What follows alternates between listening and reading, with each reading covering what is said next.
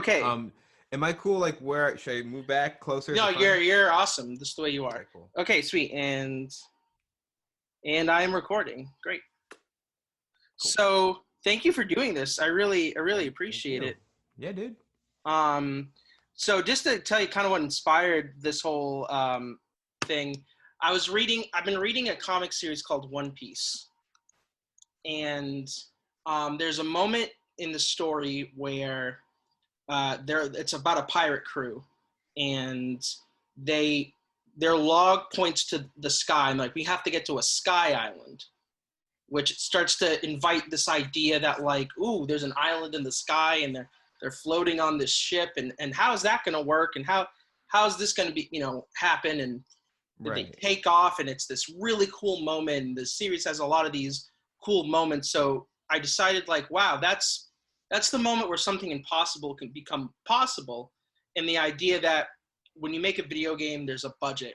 When you make animation and film, there's a budget. There's always a budget to prevent an artist from what's in their head from Right. happening on the screen or in a game. But when it comes to comics, all it is your hand on paper or on a computer.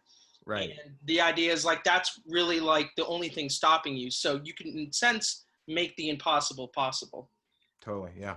And one of the things I always loved about your art is there's no way you do that in live action. There's no real way you do that in animation. Right. There's a beautiful abstract quality to it, especially your newer work, and especially Oblivion. I really like Oblivion, and I love the idea of, like, it kind of reminds me, like, if Rush got caught in, like, an extra dimensional time warp, and Oh, big time. Yeah, yeah. But I know exactly what you mean. It's like Mike Mignola's work. oh The yeah, Hellboy movies can be fine. Like Guillermo del Toro did a great job, but when you look at his art, you can never recreate how weird and singular that is. And how lanky Hellboy is at the same time as being meaty. right, yeah, exactly. And it's just every little line. There's so much being told just through the lines, and even animation, it won't be the same. So I think I'm on the exact same page as you. And there's no ceiling to your imagination of comics, which is what I love. And yeah, so reading this series One Piece, I'm like, wow, this is just, and it's the, in how with manga, it's like the same artist.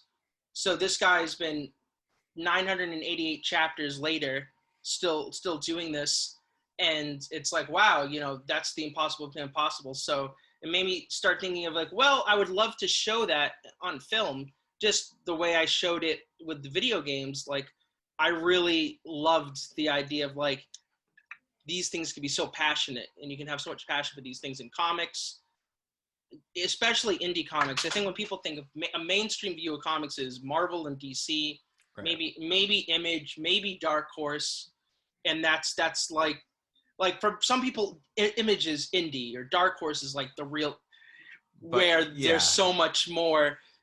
it's like saying the Killers are indie rock. It's like they're on a major label. Yeah, Like, exactly. no. But and you're the first person, I think, when I think of, like, real interesting independent comic work, I think of your work. Thanks, man. So I was like, oh, I would love to, like, and I saw your thing, like, I'd love to just jump on a thing with someone, like, man, that would be the dream, to get to talk to you about cool stuff, because I think your brain is awesome, and I think you're like, you're so cool just with how you put these things together, and your creative mind. I truly admire it. Thank you. I'm going to let you down in this interview, but I appreciate all that praise. So I was like, this would be really cool. So I guess really the first question I have is, what inspires the images that you draw? Yeah. Well, one thing is, making this comic. I've always liked to look at like the ceiling, like stucco ceilings, and I'll see faces. Or even if you look into like the trees and you see a bunch of leaves together, I'll see faces. Like you see things in clouds. And so I was like, there's gotta be a name for that, and it's pareidolia. That's the phenomenon.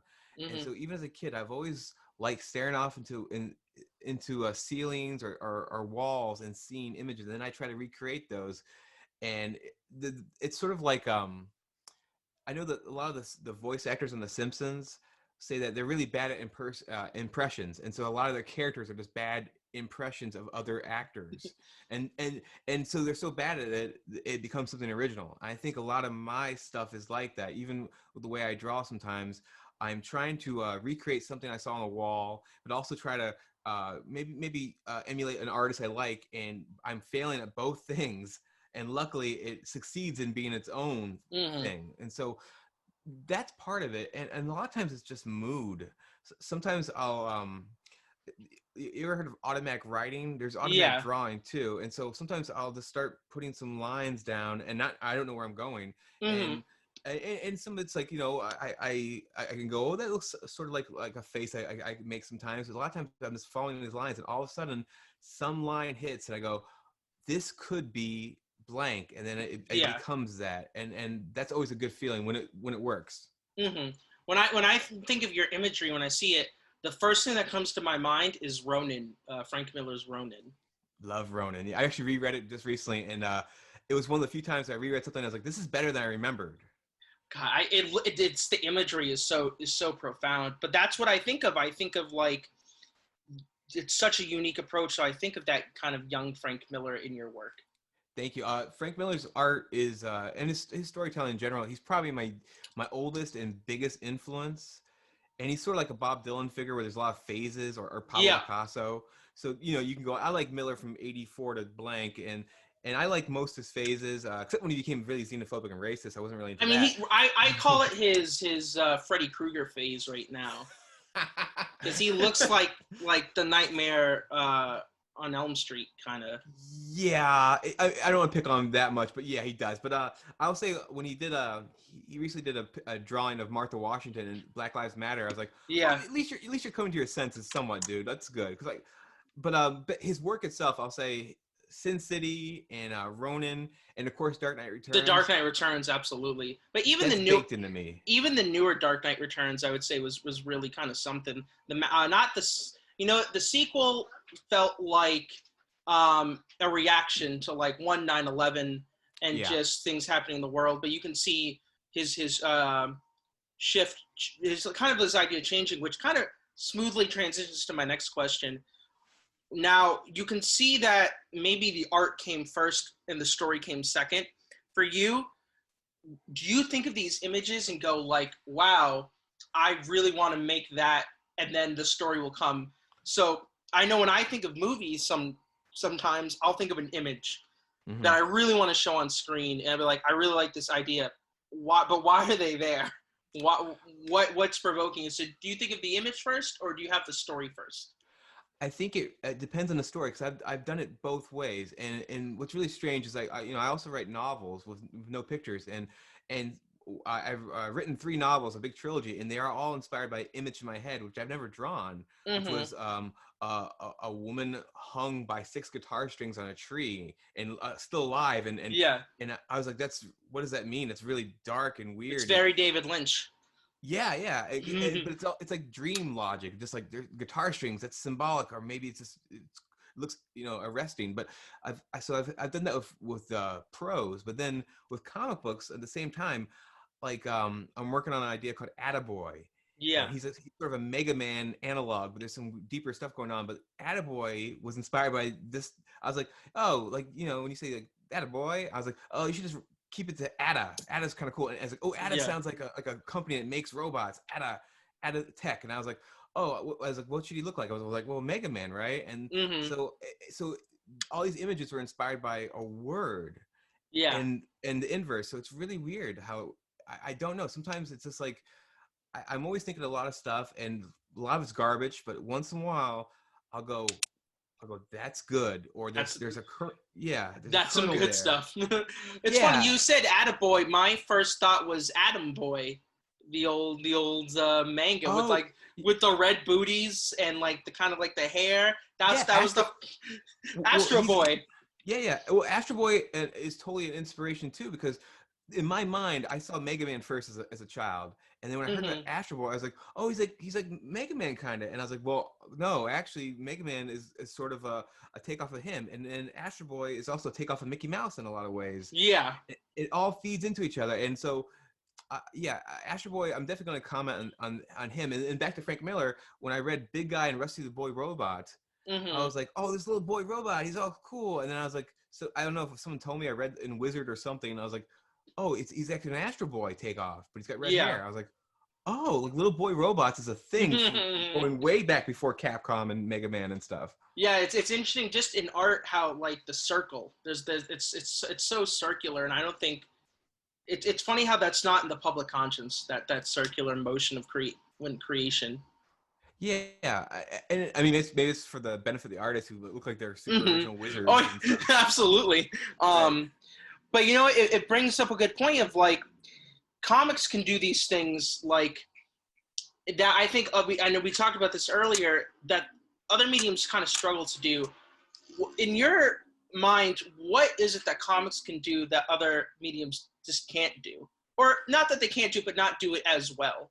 Sure. I think one of the big benefits is, like a novel, it can be a singular voice. You can do a Mm-hmm. comic book all by yourself, and there's definitely benefits to having collaborators and getting help. But if you're going to do a film, for instance, even though a David Lynch film or a Wes Anderson film or any of these auteur directors, you can usually tell, oh, this is one of their movies. They're being helped by a humongous amount of collaborators, not just the cast, but producers, cinematographers. There's so many hands in this thing that their vision is going to be diluted somewhat, and sometimes it helps. Don't be wrong. I mean, like George Yeah. Lucas's. I feel bad. George Lucas's wife, who I forget her name, she edited Marcia Star Wars. Lucas. Thank you. Yeah, and according to Brian De Palma, saved it.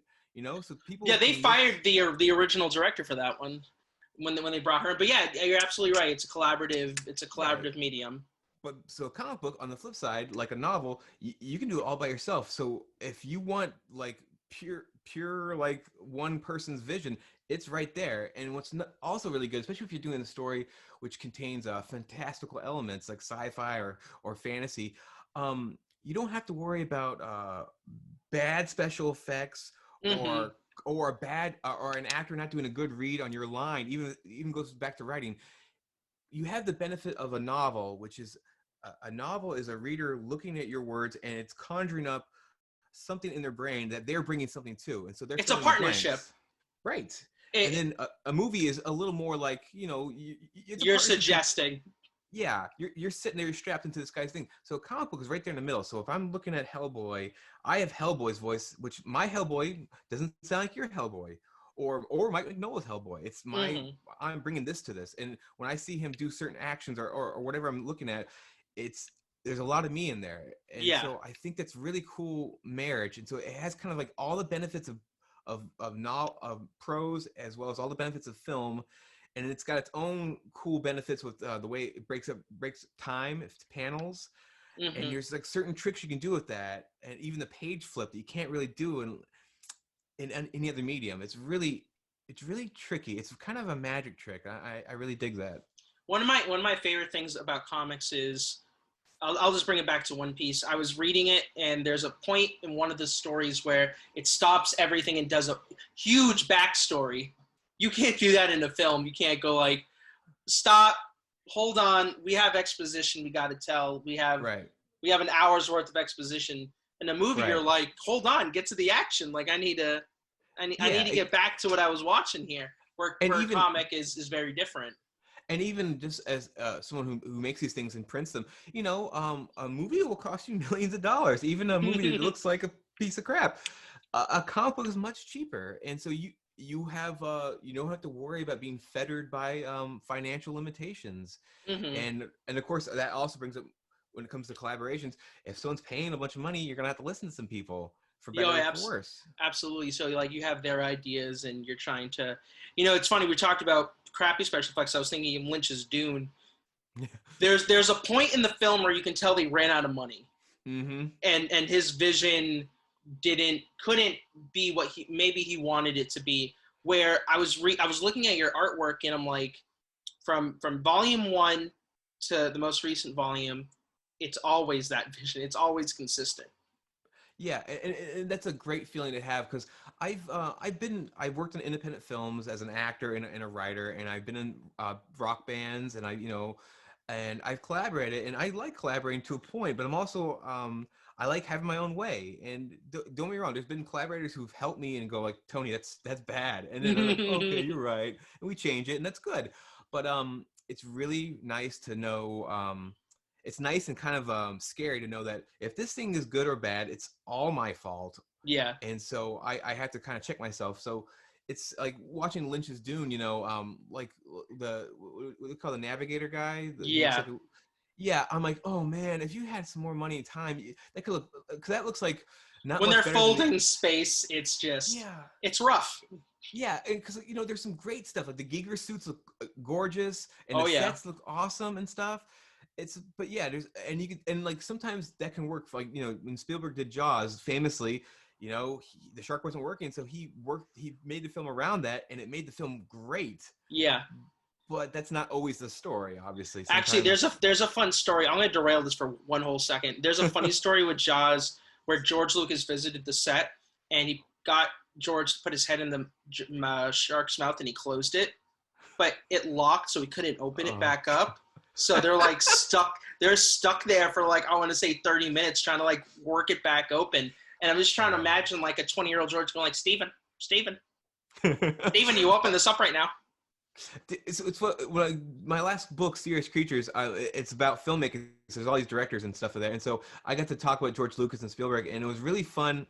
I didn't realize how much I've internalized these guys and their voices and how they look, and drawing Spielberg, a young Spielberg, like crying on the set of Jaws, thinking he's gonna get fired, sobbing. I was like, this is, and like cut off jean shorts. I was like, this is why I'm making this comic in a lot of ways. Yeah. Like, this is so much fun. Or George Lucas, like who looks like a beatnik Superman. Like his hair was so good. Oh yeah, no, yeah. I mean, he still has quality hair. Oh yeah, his hairline has not moved at all. It's amazing. but this brings up, you bring up a really good point. These are images that were with you when you were young, and I've read a lot of when you talk about your experience with Batman, Tim Burton's '89 or Batman Returns, and the visceral experience you had with him, and some of my favorite images you draw are Batman, and you can tell, as some would say obsessed, I would say enthusiastic, but you can tell those influences are there, whether it's Frank Miller. It's a cool mixture of Tim Burton and Frank Miller, and I really dig how you draw the character. I almost wish they gave you a run of Hellboy, because I think you'd knock it out of the park. Oh, thanks. It's funny to say in a weird way, like Batman is how I test pens out. If I try a new pen or a pencil, I'm like, oh, okay, Batman looks like that and that. Okay, that's good or bad, because Batman is like a default setting. I heard once that do you know what Ollie Moss is? I do not.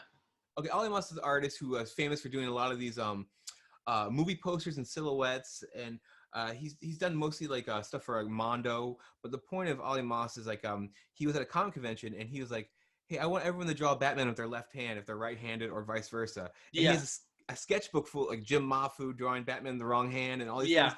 And it's really funny how most people in America can still do a plausible Batman with the wrong hand, because it's a perfect design. They know this character. I think it's one of the best designs you can do, because you can do it in a million different ways. It's fun. There's 2 ears. The cape, it's perfect, man. Now, I guess my question is, how do you feel like you've grown from the young boy who watched Batman '89, who took those images and put it into his work, to the man you are now, looking at different things? How have you changed from then to now? I grew a mustache, which is important. No, like it's aesthetics. Yeah. I think what it really is learning a little discipline, as far as like when I was younger, I drew almost every day just because I loved it. And I would look forward to school break for summer breaks, because I'd be like, oh man, I'm gonna try to get better at drawing comics. And so like this year I want to be as good as Jim Lee, or I want to be as good as Todd McFarlane and do I want to learn how to draw this, or I want to draw that. And I had goals, and I was a little kid but had these little goals about how to improve my art. And then age 15 or 16, like a lot of people, I kind of I still was creative, but I kind of got spread out. I was learning guitar, I was learning this and that, and so I wasn't as disciplined as far as doing my art every day. And so what I've really learned now is I still sing, I play guitar, I do other things besides make comics and draw. But it's like exercising. It's like you should try to do as much as you can. And Hmm. I try to I try to do as much as I can, and also try to do it with joy. Yeah, And the moment it feels forced is the moment it doesn't come oh, good. I do that yeah, with I do that with films. So like the last film I did, I wanted it to be like a happy experience. So I only worked on it when moments struck me, or right. when inspiration, and I think it came out better because of it. I think there's a lot to be said to that. I think there's like some people think that like Jack Kirby, like all you know, he was the fastest artist in the world. It's like no, he basically he drew every day, and Yeah, he stayed at the board a long time. I have a job, I have other things, I can't just stay on the board all day. But I was gonna say he that tried was his job. He can afford to do that. right, yeah. But I definitely want to. What I try to do is like I found what works for me. That there's times of the day I think like early and late in the day where I feel I'm at my most creative and my most non-judgmental of my own art. I can just kind of let it go. And so if I can get up and find some time to draw or write early, that usually feels really good. And then also right before I go to bed, maybe a little then too. And each little bit I think builds. It's like a ziggurat. Each little Yeah, bit builds it up. that's very. I Do you know the artist Iron and Wine? Yeah. He said in an interview he likes to write early in the morning when he wakes up because he feels he's closer to his subconscious. Right. You're dreamy. Yeah. Yeah, I think you're that's really true. a little more lucid, and you're like, oh, I remember this thing. I've done that with my writing with scripts. And so my next question actually this is going to be my final question. I think a lot of the images you draw are very provocative, whether they be more of the erotic images I've seen you do, or the Batmans.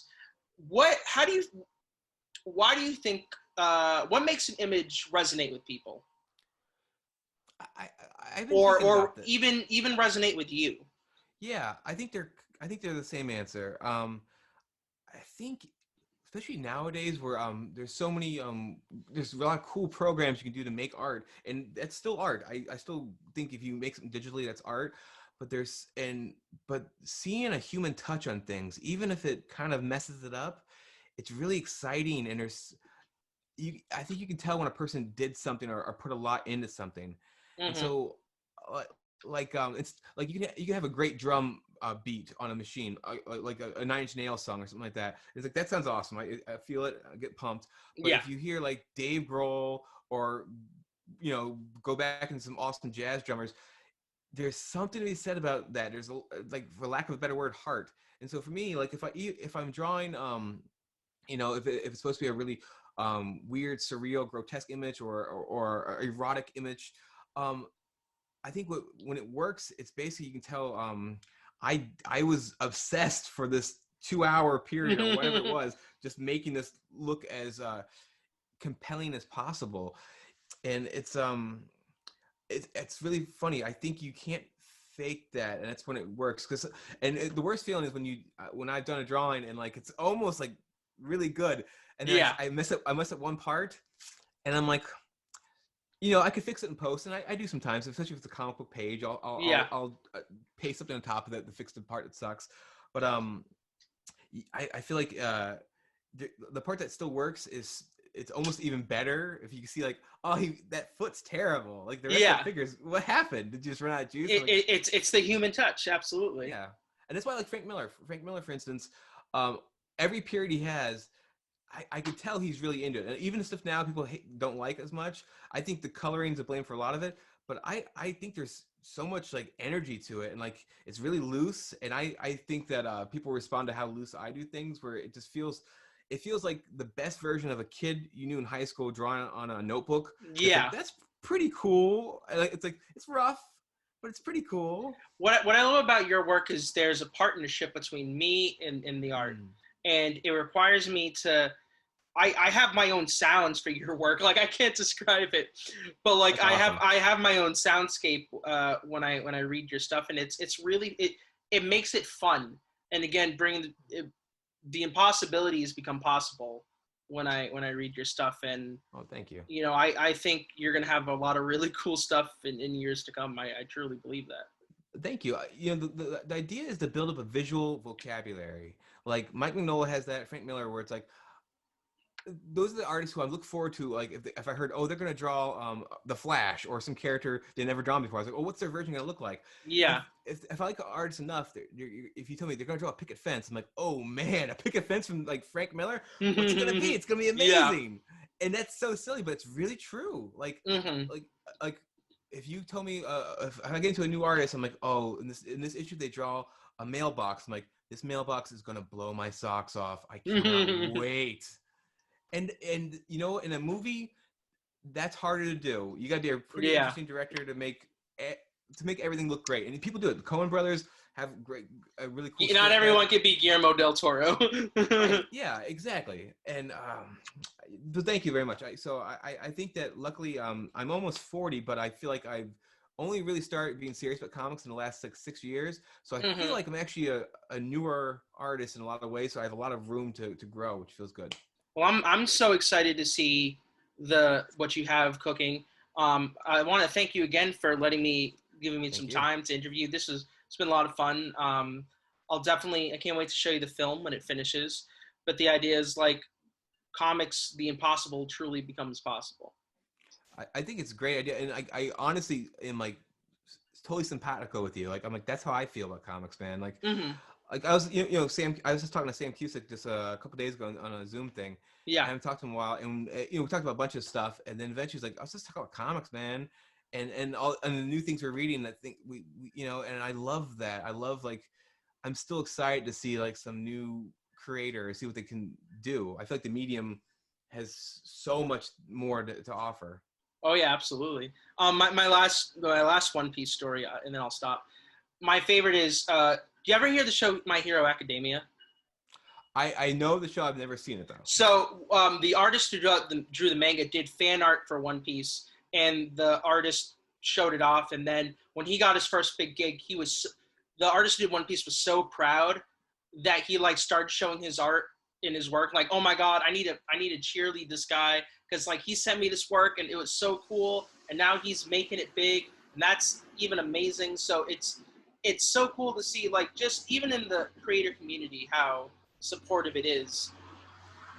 Yeah, and I found it too. Like, there's been a few creators who I look up to, and the people who have seen my work, a few of them have said they really like it, and they've said certain things. I'm like, I think they're being honest. I don't think they're just being nice, and Hmm. it's really validating in a lot of ways. So, thank you so much for your time, Tony. Thank you, man. This is really a pleasurable experience. Dude, I love that. It's awesome. Mm, So thanks so much, and yeah, please let me know when it's done, and what else I can do to help you out, man. absolutely. Thank you so much. All right, dude. Later.